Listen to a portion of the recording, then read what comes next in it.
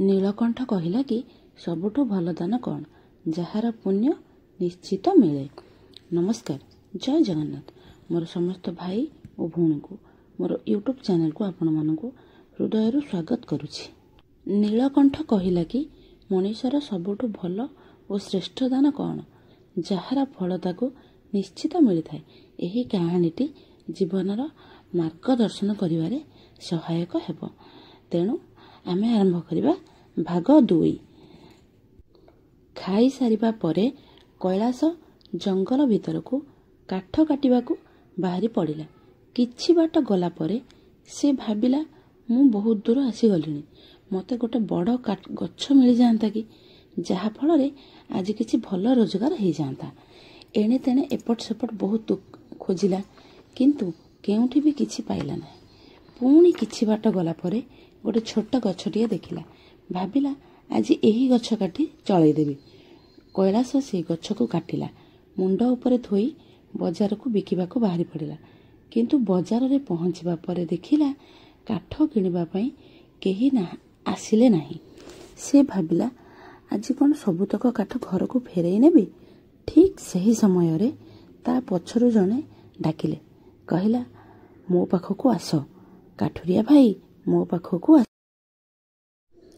କୈଳାସ ତା ପାଖକୁ ଗଲା। ସେ ଲୋକ ଜଣକ କହିଲେ, ଏଇ ସବୁତକ କାଠ କେତେ ଟଙ୍କାର ହେବ? କୈଳାସ କହିଲା, ସବୁ ନେବ ନା ଅଧା ନେବ? ଯଦି ତମେ ସବୁ ନେବ ତାହେଲେ ମୁଁ କିଛି କମ୍ କରିଦେଇ ପାରିବି। ସେ ଲୋକ ଜଣକ କହିଲେ, ମୋର ସବୁତକ କାଠ ଦରକାର, କିନ୍ତୁ ତମେ ଯେଉଁ ରେଟ୍ କହୁଛ ସେଥିରେ ନୁହେଁ, ବରଂ ମୁଁ ଯେତିକି ଦେବି ସେତିକି ତମେ ନେବ। ଯଦି ହଁ ତାହେଲେ ମୁଁ ନେବି। କୈଳାସ ନିରାଶ ହୋଇ କହିଲା, ଏ ବହୁତ ଶସ୍ତା ହେଇଯିବ। ସେ ଭାବିଲା, ହଉ ଚଳିବ, ଏମିତିରେ ବି ମୁଁ ବହୁତ ଥକିଗଲିଣି। ପଣ୍ଡିତ 60 ଟଙ୍କା ଦେଇକି କହିଲେ, ନିଅ, ଏ ସବୁତକ କାଠ ଏଇଠି ରଖିଦିଅ। ସେ ଲୋକ ଜଣକ କହିଲେ, ତମେ ଭୋକିଲା ଲାଗୁଛ, ତମେ କ'ଣ କିଛି ଖାଇବ? ସବୁ ଅଛି, କିଛି ଖାଇଦେଇ ଯିବ।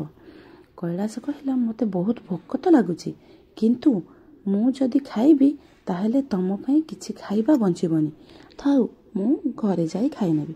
ସେ ଲୋକ ଜଣକ ଟିକେ ହସିଲେ ଆଉ କହିଲେ, ଚିନ୍ତା କରନି, ଏଠି ଏତେ ଖାଇବା ଅଛି ଯେ ଆହୁରି 20ରୁ 30 ଲୋକ ଖାଇବେ। ଯେତେବେଳେ ତମକୁ ଭୋକ ହେବ ତମେ ଏଠି ଆସି ଖାଇପାରିବ। ସେଇଠୁ କୈଳାସ କହିଲା, କ'ଣ ଆପଣ ଏମିତି ସବୁବେଳେ ଲୋକଙ୍କୁ ଖାଇବାକୁ ଦିଅନ୍ତି? ସେ ଲୋକ ଜଣକ କହିଲେ, ଯେ ପର୍ଯ୍ୟନ୍ତ ଭଗବାନଙ୍କ କୃପା ମୋ ଉପରେ ଅଛି ମୁଁ ଏସବୁ କାମ ସେ ପର୍ଯ୍ୟନ୍ତ କରିବି। ଏସବୁ ଭଗବାନଙ୍କ ଇଚ୍ଛା। କୈଳାସ କହିଲା, ଠିକ୍ ଅଛି, ମୁଁ ଆଜି ଏଇଠି ଖାଇବି।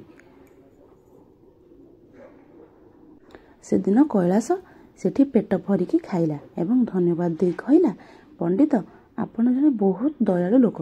ଏମିତି ଭଲ କାମ କରିବା ପାଇଁ ମୁଁ ଆପଣଙ୍କୁ ସାହାଯ୍ୟ କରିବାକୁ ଚାହୁଁଛି। ଆଜିଠୁ ମୁଁ ଆପଣଙ୍କୁ ସବୁଦିନ 60 ଟଙ୍କାରେ କାଠ ଦେବି। ପଣ୍ଡିତ କହିଲେ, ବାବୁରେ, ଭଲରେ ଯିବ, ଘରେ ଯାଇ ପହଞ୍ଚିବ। ଏଇଠୁ ରହୁଛି, ନମସ୍କାର। ଯଦି ଆପଣଙ୍କୁ ମୋ କାହାଣୀଟି ଭଲ ଲାଗୁଥାଏ, ଲାଇକ୍, ସବସ୍କ୍ରାଇବ୍ କରିବାକୁ ଜମା ବି ଭୁଲିବେନି। ପୁଣି ନେଇ ଆସିବି ଭାଗ 3ରେ। ରହୁଛି, ନମସ୍କାର, ଜୟ ଜଗନ୍ନାଥ।